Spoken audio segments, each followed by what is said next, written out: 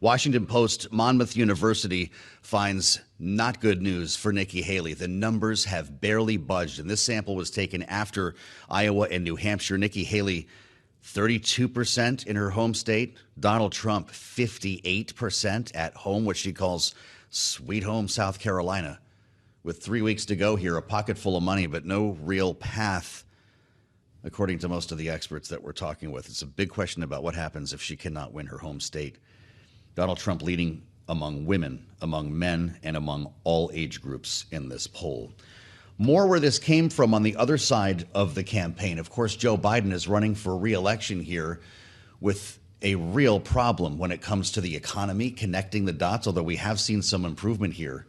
But my goodness, third-year job approval average looks second worst, according to new numbers from Gallup. And I'm glad to say we're joined by Gallup's editor in chief, Mohamed Younis, with us at the table here. It's great to see you, Mohamed. Thanks for coming over. Always great to be here. This is just not good for Joe Biden as he's looking at now immigration top the economy in terms of most urgent issues for voters. He's losing on both. Absolutely. And, let's start with the economy.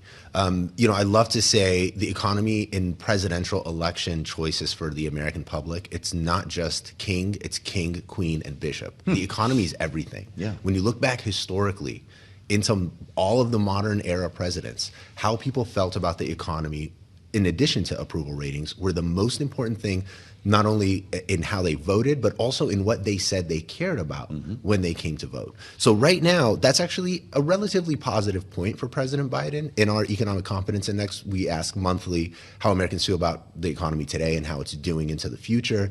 It's been the second consecutive month of improvement for him. So it's still negative 26. He's got time.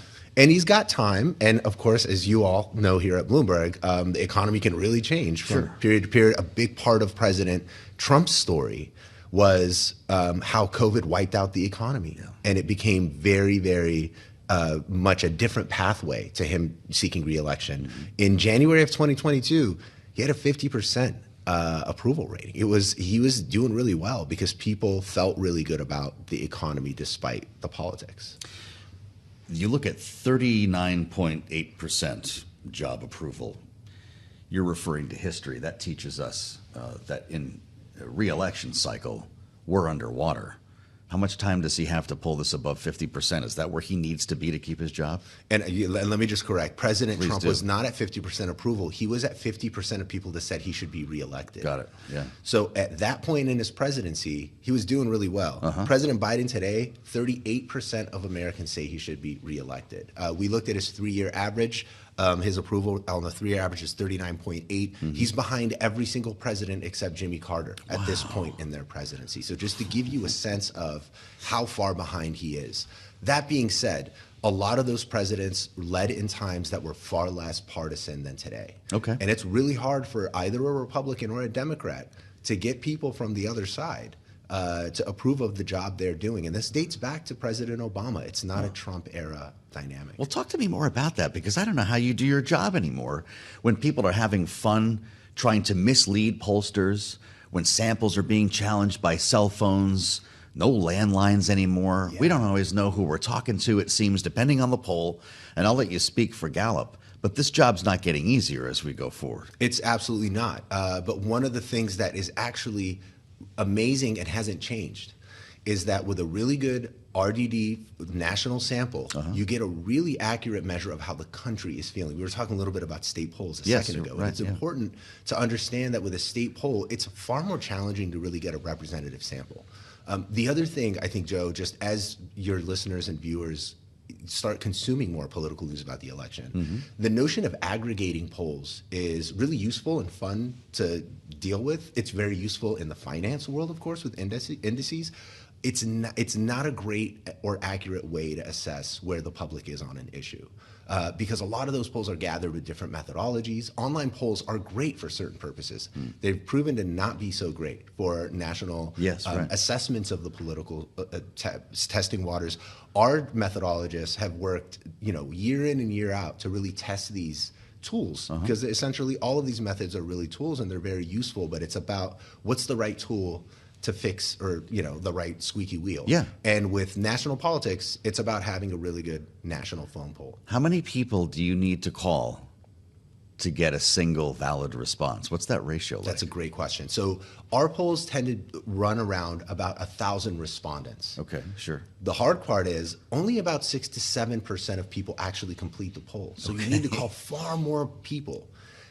Fascinatingly, though, with the proper statistical methods and weighting and all of that, you're able to actually get a very accurate sample or read on the public, even with that low level of a response rate.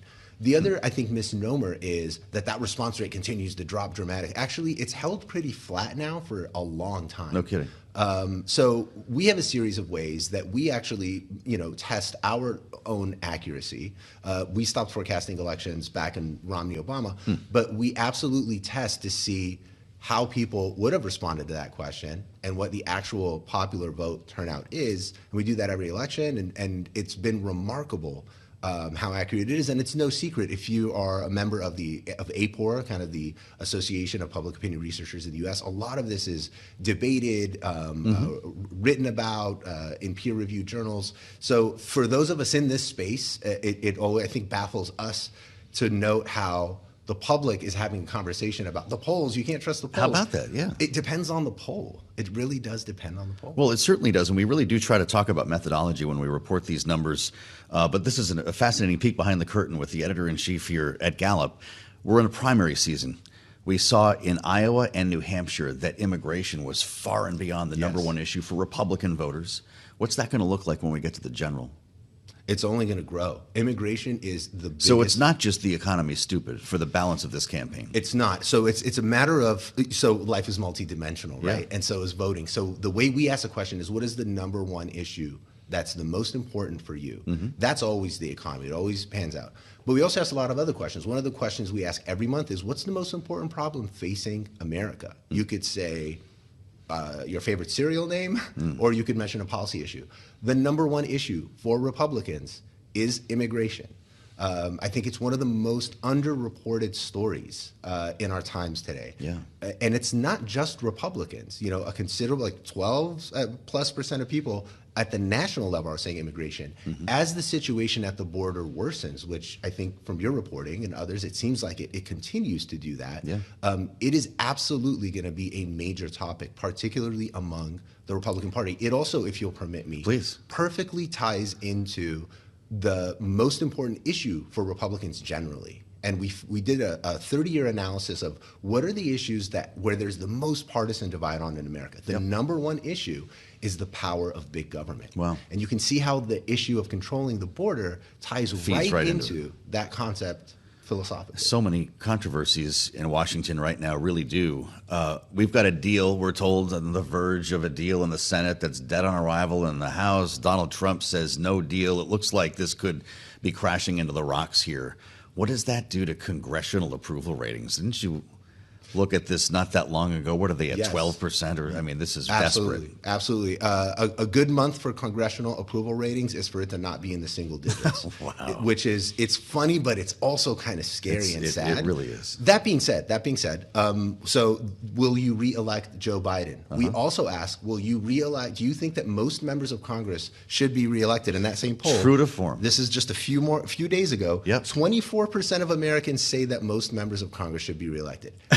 But, and a really important dimension to this is when you ask them about their member of Congress. It's overwhelming, right? It's like nearly 6 in 10 say incredible. They should be reelected. Just don't mess with my guy. Exactly. And that goes for the economy as well, that we've seen in some polling, right? Where people are feeling better about their local economy. The question is when you connect the dots there on a national level. Yes, and the big issue there is inflation. So even though that ECI number has improved, what we also found in the same poll, 63% of Americans are still saying that price increases are causing them financial hardship. That actually has now plateaued since this whole inflation thing began. What was it, 2 years ago now? So that hasn't improved. You report a lot on the Federal Reserve and the real interest rate. We talk inflation every day on a politics show. Of course, absolutely. I've learned most of what I know from your reporting. But from the public's perspective, it's still just as bad. It hasn't improved at all. Because they're looking at prices from before COVID, and we're talking about just slowing the rate of inflation, not actually turning the clock back. And you wonder if that ends up happening in the next year. You're going to be walking in here with much better numbers, I can only assume, for Joe Biden.